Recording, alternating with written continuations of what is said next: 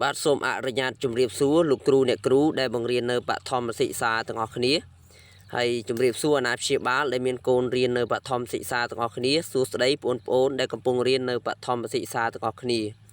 ថ្ងៃនេះដែរខ្ញុំបាទសូមបង្ហាញអំពីរបៀបចូលទៅប្រឡងនៅក្នុង PLP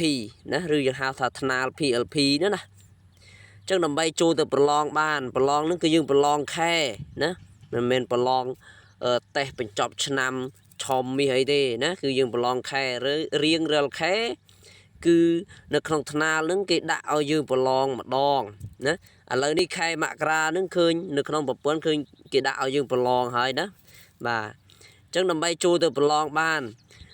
អ្នកទាំងអស់គ្នាចូលទៅកាន់ទូរស័ព្ទរបស់អ្នកទាំងអស់គ្នាហើយចូលទៅកាន់ Google នេះ Google នឹងក៏បាននិយាយរួមទៅចូលទៅកាន់ browser ណាក៏បានដែលអាច search រកទិន្នន័យនឹងឃើញណាដូចជា Google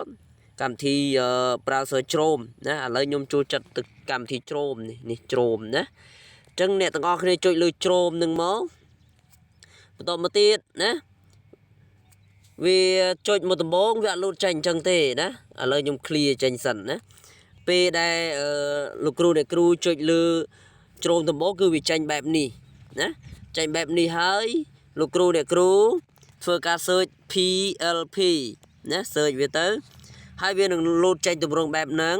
ណាតមកទៀតចុចលើអាកន្លែងអក្សរ logo ហ្នឹងហើយណាចុចលើវាមកហើយវានឹងនាំលោកគ្រូអ្នកគ្រូទាំងអស់គ្នាទៅកាន់នេះទម្រង់បែបនេះហើយអ្នកទាំងអស់គ្នាអូសមកខាងក្រោមមកឃើញគេដាក់ថាតេស្តណានឹងប្រឡងនេះអាពើរៀងទឹកក្រូចនេះណាតេស្តនឹងប្រឡងយើងរាប់រៀងពីលើមកជួឈោ1 2រៀងទី2ហើយអ្នកទាំងអស់គ្នាចុចលើវាបកមួយមកណាហើយវានឹងចេញផ្ទាំងបែបនេះអញ្ចឹងបើលោកគ្រូអ្នកគ្រូចង់ងាយស្រួលពេលដែលចូលលើក្រោយយើងមិនចាំបាច់ search ណាយើងអាចចុចពាក្យថាដំឡើងនេះដំឡើងកន្លែងនេះណាអញ្ចឹងខ្ញុំសូមចុចដំឡើងសិនណាហើយវាលោតចេញទម្រង់បែបនេះយើងចុចថាដំឡើងមកទៅវានឹងដំឡើងចូលទៅក្នុងទូរស័ព្ទរបស់យើងហើយចូលទៅក្នុង home screen របស់យើងណាបាទឥឡូវដើម្បីថាបានហើយឬក៏មិនបានឥឡូវយើងចូលទៅមើលណាយើងចូលទៅមើលក្នុង home screen របស់យើងសិន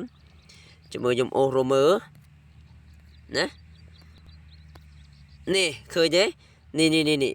គេដាក់ថា PLP ណានេះគេដាក់ថា PLP exam ណាបាទខ្ញុំអត់សូវចេះអង់គ្លេសដែរចេះតែអានទៅណាបាទដឹងត្រូវឬខុសទេអធិស្ឋានផងណាអានេះថ្នាលអានេះគេដាក់ PLP exam ណាបាទអញ្ចឹងយើងចាប់ផ្ដើមចុចលើវាណាចុចលើវាមកបកបាទ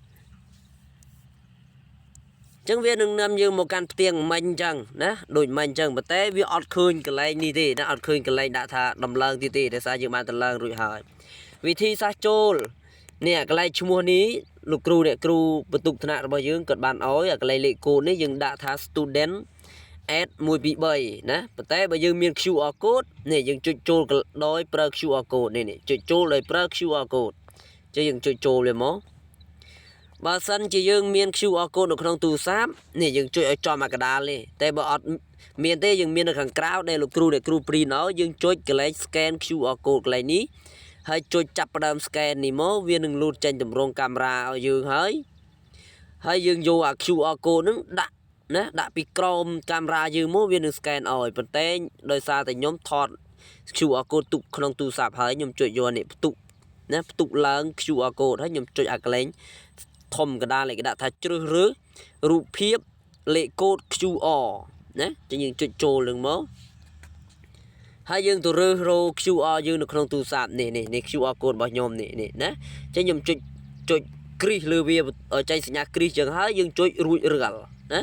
ហើយវានឹងចាប់ផ្ដើមនាំយើងចូលទៅកាន់ប្រឡងហើយណានេះចូលទៅកាន់ប្រឡងដោយសារតែខ្ញុំថ្នាក់ទី4អញ្ចឹងវាចូលទៅមានវិទ្យាសាស្ត្រប្រឡងមានតែថ្នាក់ទី4ទេយើងថ្នាក់ណាវាចូលទៅឃើញវិទ្យាសាស្ត្រប្រឡងថ្នាក់នឹងណានេះមានគណិតវិទ្យាមានភាសាខ្មែរមានសិក្សាសង្គមហើយនិងវិទ្យាសាស្ត្រយើងចង់ប្រឡងលើមុខវិជ្ជាមួយណាយើងចុចលើមុខវិជ្ជាមួយនឹងទៅណាបាទអញ្ចឹងខ្ញុំសូមបង្ហាញត្រឹមប៉ុណ្្នឹងទេណារបៀបប្រឡងចុចលើវិទ្យាសាស្ត្រហ្នឹងប្រឡងខ្លួនឯងទៅណាអរគុណច្រើនណា